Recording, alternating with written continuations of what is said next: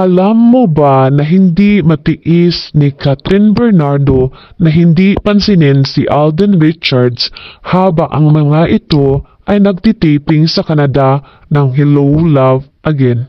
Ngunit kung hindi ka pa nakapag-subscribe sa aking YouTube channel, mag-subscribe ka na at i-hit na rin ang notification button para updated ka sa aking mga bagong video. Matatandaang una nang pinagbibidahan ni Alden Richards at Catherine Bernardo ang Hello Love Goodbye noong 2019 na siyang hiling ng mga netizen na magkaroon ng sequel dahil sobrang bumenta ang pelikulang ito na umabot ng 880.6 million gross. Kaya naman natupad na ang mga hiling ng mga netizen na magkaroon ng karugtong ang kanilang pelikula.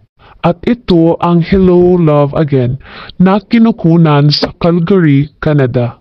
Sa World Media Day, binuking ni Derek Cathy Garcia Sampana na nahirapan siya na i-direct ang dalawa sa pelikulang ito dahil sinabihan niya umano si Catherine Bernardo na huwag kausapin si Alden Richards. Ngunit sa bandang break time, nakita niya umano ang dalawa na kumakain na magkasabay at nakaupo sa sahig. Ngunit sinabi din ni Direk Cathy na naisip niyang magalit ba siya dito o hindi.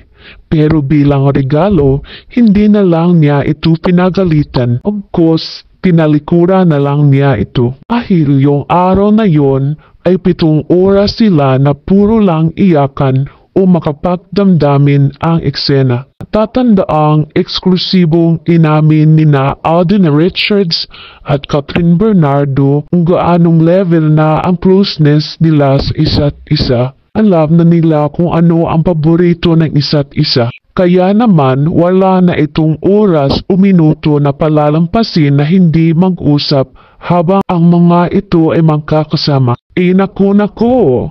Kayo, ano naman ang masasabi niyo tungkol dito?